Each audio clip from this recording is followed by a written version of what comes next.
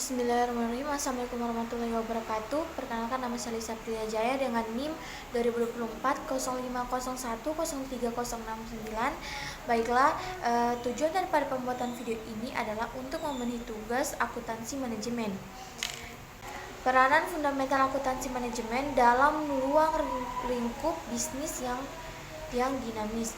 Pengertian akuntansi manajemen. Akuntansi manajemen adalah cabang dari akuntansi yang berfokus pada penyediaan informasi yang relevan dan berguna bagi manajemen dalam proses pengambilan keputusan.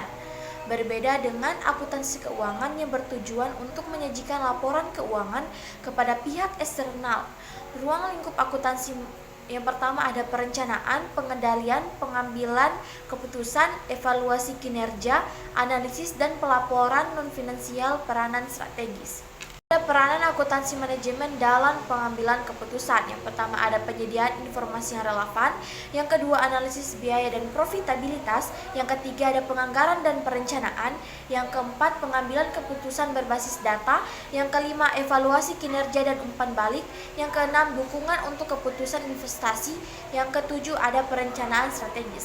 Selanjutnya ada metode dan teknik dalam akuntansi manajemen. Yang pertama ada analisis biaya, volume dan profit, yang ketiga ada penganggaran, yang keempat ada analisis variance, yang keempat ada cost, volume, profit dan analisis, yang kelima ada pengukuran kinerja, yang keenam ada analisis marginal. Ini ada tantangan dalam akuntansi manajemen. Yang pertama ada perubahan teknologi, yang kedua ketersediaan dan kualitas data, yang ketiga ada perubahan regulasi dan standar akuntansi, yang keempat ada konflik stabilitas lingkungan bisnis, yang kelima ada keterbatasan sumber daya, keenam keterlibatan manajemen yang rendah, ketujuh ada analisis dan interpretasi, yang kedelapan ada perubahan dalam organisasi. Biaya dan manajemen atau cost management.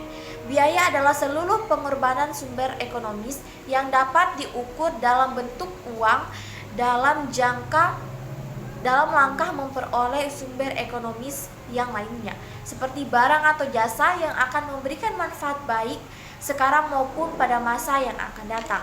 Kasih biaya terbagi menjadi tiga. Yang pertama ada biaya produksi, yang kedua ada biaya pemasaran, yang ketiga ada biaya administrasi umum. Terus ada pengakuan biaya juga terbagi menjadi tiga bagian. Yang pertama ada cost historis, yang kedua ada cost pengganti, yang ketiga ada kesetaraan kas. Selanjutnya ada pengukuran biaya. Pada dasar cost memiliki dua kedudukan penting, yaitu sebagai aktivi atau potensi jasa, yang kedua sebagai beban pendapatan atau biaya. Biaya. Manajemen biaya merupakan suatu proses sistematis yang bertujuan untuk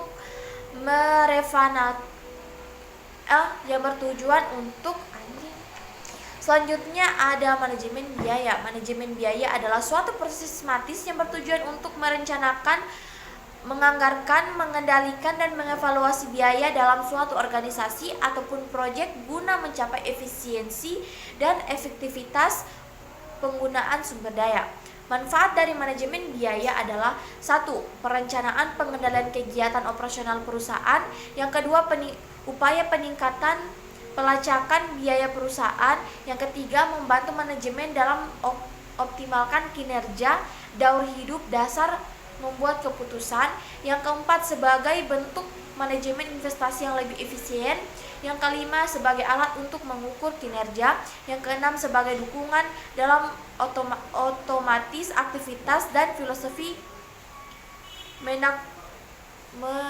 memanufaktur. Ada jenis-jenis manajemen biaya. Yang pertama ada biaya bahan baku langsung dan tidak langsung, yang kedua ada biaya tenaga kerja langsung dan tidak langsung, yang ketiga ada biaya tetap dan biaya variabel, yang kelima ada biaya per unit, yang keenam ada biaya tidak langsung lainnya. Selanjutnya ada proses manajemen biaya.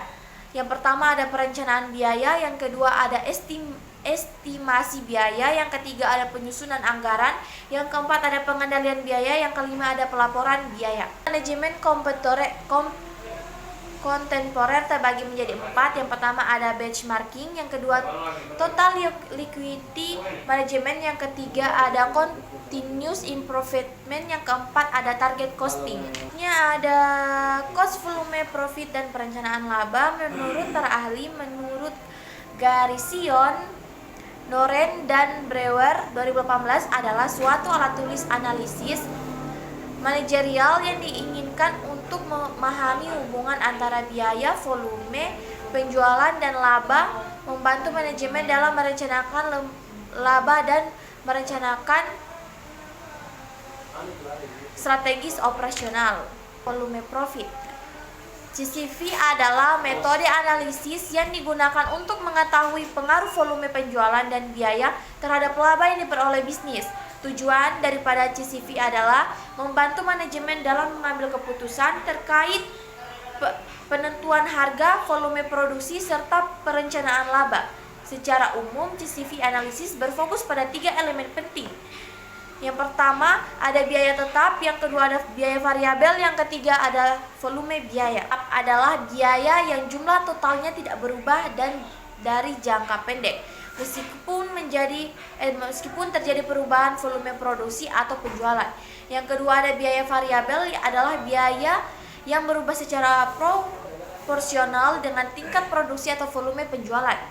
Selanjutnya ada laba.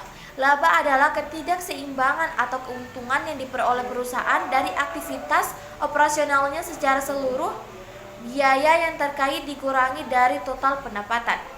Yang terakhir ada titik impas, adalah kondisi di mana total pendapatan hasil penjualan sama dengan total biaya tetap dan biaya variabel. Dari kelompok 4 itu definisi perencanaan laba.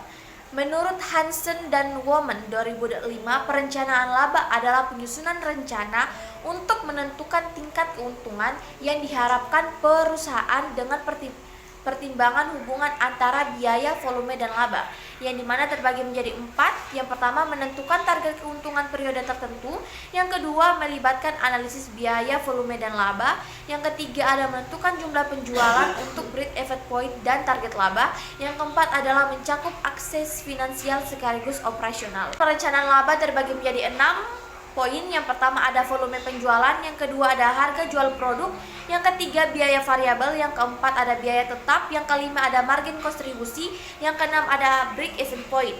Selanjutnya ada strategi perencanaan laba multi produk, terbagi menjadi 3 poin. Yang pertama ada efisiensi biaya produksi, yang kedua ada diferensiasi produk, yang ketiga ada teknologi informasi. Perilaku biaya. Pengertian perilaku biaya. Perilaku biaya adalah pola atau cara biaya perubahan sebagai akibat dari perubahan tingkat aktivitas atau volume produksi. Jenis-jenis biaya perilaku terbagi menjadi 3. Yang pertama ada biaya tetap, yang kedua biaya variabel, yang ketiga adalah biaya semi variabel dan semi tetap.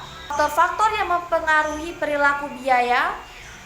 Yang pertama ada volume produksi, yang kedua ada teknologi dan efisiensi, yang ketiga ada kebijakan manajemen, yang keempat ada kondisi ekonomi dan harga pasar, yang kelima ada skala operasi, yang keenam ada faktor tenaga kerja, yang ketujuh ada perubahan regulasi dan kebijakan pemerintah, yang kedelapan ada lingkungan bisnis global. Analisis perilaku biaya dalam pengambilan keputusan, yaitu analisis perilaku biaya tidak hanya membantu manajer dalam memahami hubungan antara biaya, volume, dan laba, tetapi juga menjadi dasar dalam penyusun strategis bisnis dari jangka pendek maupun jangka panjang. Yang pertama itu menentukan harga jual produk, yang kedua perencanaan laba dan anggaran, yang ketiga ada analisis titik impas, yang keempat ada pengendalian biaya, yang kelima ada pengambilan keputusan jangka pendek, yang keenam ada pengambilan keputusan jangka panjang. Pengembangan keputusan jangka pendek dalam aspek marketing. Strategi pengembangan marketing jangka pendek, yang pertama ada promosi penjualan seperti memberikan diskon, voucher, atau cashback untuk meningkatkan pembelian cepat. Yang kedua ada strategi harga fleksibel, yaitu menurunkan atau menyesuaikan harga sementara untuk menarik konsumen, contohnya seperti paket blending, beli 2 gratis 1. Pengembangan marketing dalam jangka pendek. Pemanfaatan media digital itu menggunakan iklan di sosial media seperti Instagram, TikTok, dan lainnya untuk menjangkau target pasar dengan cepat, membantu konten viral untuk meningkatkan awareness distribusi dan channel penjualan, seperti menambahkan saluran distribusi sementara seperti marketplace, Shopee, TikTok, ataupun Tokopedia, dan menawarkan layanan pesan antar. Sekian dari saya, wabillahi taufiq wal hidayah. Wassalamualaikum warahmatullahi wabarakatuh.